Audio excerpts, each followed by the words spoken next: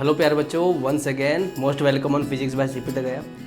अब देखिए दोस्तों, अब हम बात करने वाले हैं मेथड ऑफ चार्जिंग। मीन्स किसी भी ऑब्जेक्ट को हम चार्ज कौन कौन से टाइप से या कौन कौन सी प्रोसेस से हम चार्ज कर सकते हैं। ठीक है दोस्तों, पहले दोस्तों चैनल को सब्सक्राइब कीजिए, वीडियो अच्छा लगे वीडियो को लाइक कीजिए और वीडियो को लास्ट तक जरूर देखें ताकि आपके सारे कंसेप्ट क्लियर हो जाए दोस्तों। ओके, चलो इसी के साथ ही वीडियो स्टार्ट करते हैं।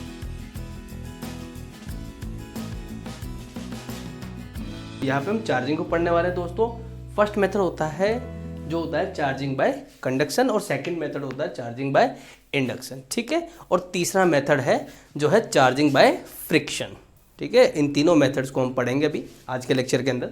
तो फर्स्ट ऑफ ऑल चार्जिंग होता क्या है, पहले चार्जिंग को समझ लेते हैं। कोई भी ऑब्जेक्ट जिस पे कोई भी चार्ज नहीं हो, मीन्स उसका नेट चार्ज कितना हो, जीरो हो। मीन्स आप ये कह सकते हैं Q is equal to 0 coulomb. और अगर Q is equal to 0 coulomb होगा तो इस केस के अंदर आप क्या समझते हैं दोस्तों कि उस पर number of electrons and number of protons कैसे हैं, सेम है। ठीक है, कोई भी ऑब्जेक्ट बेसिकली कैसा होता है, न्यूट्रल होता है। क्यों होता है? क्योंकि उसका जो एटम होता है उसके एटम के अंदर नंबर ऑफ इलेक्ट्रॉन्स और नंबर ऑफ प्रोटॉन्स कैसे होते हैं, सेम होते हैं। तो कंप्लीट मटेरियल के अंदर भी कैसा हो जाएगा, number of electrons and number of protons कैसे हो जाएंगे, सेम हो जाएंगे। दैट्स वाई उसका नेट चार्ज क्या होगा, वो जीरो होगा। और हम बात कर लेते हैं कि इलेक्ट्रॉन पर कितना चार्ज होता है। इलेक्ट्रॉन पर नेगेटिव चार्ज होता है और कितना होता है, -1.6 इंटू 10⁻⁻19 कूलम।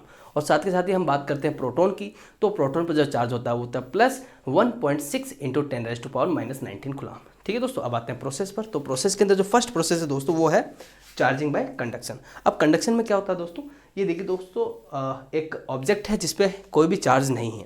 और चार्ज नहीं है इसका मतलब नंबर ऑफ इलेक्ट्रॉन्स है, नंबर ऑफ प्रोटॉन्स कैसे हैं, सेम है। जब इस पर कोई पॉजिटिव चार्ज ऑब्जेक्ट इसके पास में लेकर आया जाता है तो क्या होगा दोस्तों, ये क्या करेगा इसके, अब देखिए आपको पता होना चाहिए, लास्ट लेक्चर जिन्होंने नहीं देखा वो एक बार देख ले जरूर। ठीक है, वहाँ पे हमने इस कंसेप्ट को बहुत अच्छे से समझाया, फिर भी देख लीजिए आप। अगर किसी ऑब्जेक्ट पर पॉजिटिव चार्ज है, इसका मतलब ये है कि उसने इलेक्ट्रॉन्स को क्या कर दिया है, डोनेट कर दिया है। और उस पर क्या क्रिएट हो रखी है, वैलेंसी क्रिएट हो रखी है। और जो वैलेंसी और वैकेंसी जो क्रिएट हो रखी होती है दोस्तों, ठीक है, उससे ही हम क्या बोलते हैं, पॉजिटिव चार्ज से इंडिकेट करते हैं, जिसे हम एक तरीके से कंसिडर कर सकते हैं कि वहाँ पर क्या है, प्रोटॉन प्रेजेंट है। ठीक है, तो प्रोटॉन वहाँ पे एक्सिस होगा, नंबर ऑफ प्रोटॉन्स कैसे होंगे, ज़्यादा होंगे नंबर ऑफ इलेक्ट्रॉन से। दैट्स वाई हम उसको पॉजिटिवली चार्ज बोलते हैं। अब पॉजिटिवली चार्ज ऑब्जेक्ट जब हमने किसी भी डिस्चार्ज ऑब्जेक्ट जिस पर कोई भी चार्ज नहीं है उससे जैसे इसको टच करवाएंगे दोस्तों, तो क्या होगा, उसके कुछ इलेक्ट्रॉन्स क्या होंगे, उसको न्यूट्रल करने के लिए चले जाएंगे। ठीक है, अब जैसे उसको न्यूट्रल किया जाता है, क्या किया जाता है दोस्तों, न्यूट्रल करते हैं। न्यूट्रल करने के बाद में अब क्या होगा दोस्तों, इसने उसको तो न्यूट्रल कर दिया, बट इसके पास क्या हो गया, नंबर ऑफ इलेक्ट्रॉन्स क्या हो गए, कम हो गए।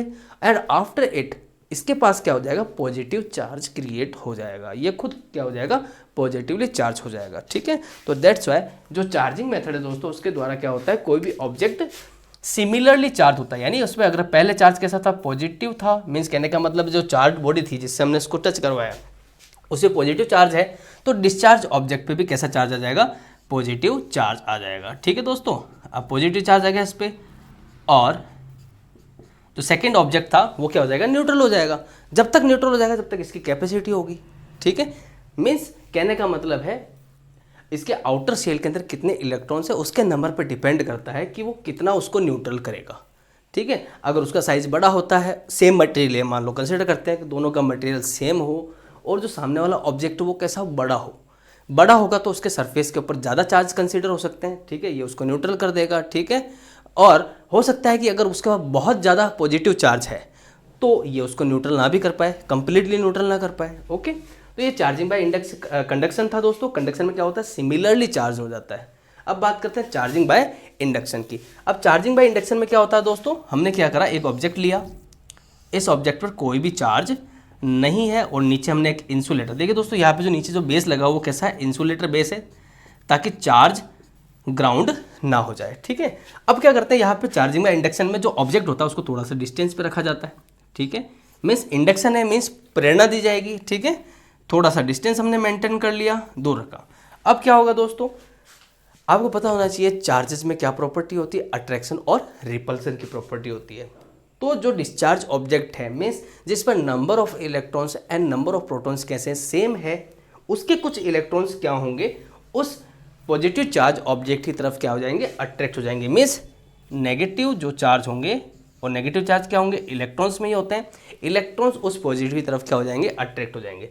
अब देखिए दोस्तों, जो पॉजिटिव चार्ज है वहाँ पर कैसे क्रिएट होगा, जैसे ही इलेक्ट्रॉन उसकी तरफ अट्रैक्ट हो जाएंगे तो उसकी जगह पे क्या क्रिएट हो जाएगी, वैकेंसी क्रिएट हो जाएगी, और उस वैकेंसी को हम क्या कंसीडर कर लेंगे, पॉजिटिव कंसीडर कर लेंगे। ठीक है, तो ये पॉजिटिव हो गया। अब क्या करेंगे दोस्तों, यहाँ पर जो पॉजिटिव चार्ज है उसको हमें क्या करना है, जो रिपेल हो रहा है उसको हमें ग्राउंड करना है, मीन्स अर्थिंग करनी है। क्या होती है अर्थिंग, क्या होती है दोस्तों, earthing is the process of neutralize the repulsive charge, means जो भी चार्ज रिपेल हो रहे हैं उसको क्या कर रहा होता है, क्या कर देगा, उसको वो अर्थ कर देगा। अर्थ करने के बाद जो चार्जेस होंगे वो ग्राउंड हो जाएंगे। ठीक है, अब क्यों होंगे दोस्तों, अब देखिए इसके पीछे भी एक फंडा है। अर्थ का जो नेट पोटेंशियल होता है दोस्तों वो क्या होता है, मैं आपको दो चीज़ें बता रहा हूँ। ठीक है, अर्थ का जो नेट चार्ज होता है वो भी जीरो होता है। ठीक है, और अर्थ का जो नेट पोटेंशियल होता है वो भी क्या होता है, जीरो होता है।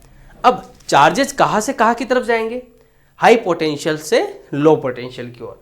अब जहाँ पर पॉजिटिव चार्ज क्रिएट हो गया, दैट्स वाई यहाँ पे पोटेंशियल कैसा है, हाई है, और अर्थ का पोटेंशियल कैसा है, जीरो है, जो कैसा हो जाएगा इन कंपेरेटिव तो पॉजिटिव चार्ज ये कैसा है, लो है। दैट्स वाई पॉजिटिव चार्ज क्या होंगे, न्यूट्रलाइज हो जाएंगे, और उसको न्यूट्रल करने के लिए क्या होगा, अर्थ से कुछ इलेक्ट्रॉन्स आएंगे, वो इसको क्या कर देंगे, न्यूट्रल कर देंगे। और किसको न्यूट्रल करेंगे, जो भी चार्जेस रिपेल हो रहे हैं। ध्यान रहे दोस्तों, जब चार्ज ऑब्जेक्ट, हम जिसको ए नाम दे देते हैं, ठीक है, चार्ज ऑब्जेक्ट ए और एक दूसरा बोल दिया जिसपे कोई चार्ज नहीं था उसको हमने बी कंसीडर कर लिया। ठीक है, जब तक ए चार्ज बॉडी प्रेजेंट होगी, इसके पास में होगी, तब तक जो रिपल्सिव चार्ज है वही क्या होंगे, उनकी ही अर्थिंग होगी, और जो अट्रैक्टेड चार्ज है उनकी अर्थिंग नहीं होगी। ध्यान देना है दोस्तों, यहाँ पर अगर हम ए ऑब्जेक्ट को हटा लेते हैं जिसपे चार्ज था, और हटाने के बाद में हम तार को कनेक्ट रखते हैं, तो सारे चार्ज क्या होंगे, ग्राउंड हो जाएंगे। ठीक है, तो हमने इस ए ऑब्जेक्ट की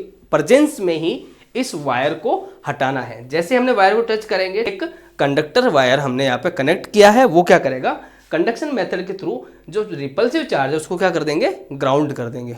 अब बात कर लेते हैं हम, जैसे ही आप इसको हटा दोगे, यानी ए ऑब्जेक्ट की प्रेजेंस में आप जैसे वायर को हटाओगे, तो हटाने के बाद में क्या हो जाएगा, इस पर नेगेटिव चार्ज इसकी तरफ अट्रैक्टेड रहेंगे, और इसको हटा दो आप। ठीक है, वायर हटा दिया, फर्स्ट आपको वायर हटाना है, सेकंड आपको ए ऑब्जेक्ट हटाना है, और हटाने के बाद में क्या होगा, ये जो नेगेटिव चार्ज है वो क्या होगा, इक्वली डिस्ट्रीब्यूट हो जाएगा। क्या हो जाएगा, इक्वल डिस्ट्रीब्यूशन हो जाएगा इसके सरफेस के ऊपर। ठीक है, मैं डायग्राम यह बना देता हूँ, ये ऑब्जेक्ट था और ये इसका इंसुलेटिंग बेस हो गया। ये तो पहले हमने क्या हटाना है, वायर को हटाना है, उसके बाद क्या हटाना है, ऑब्जेक्ट को।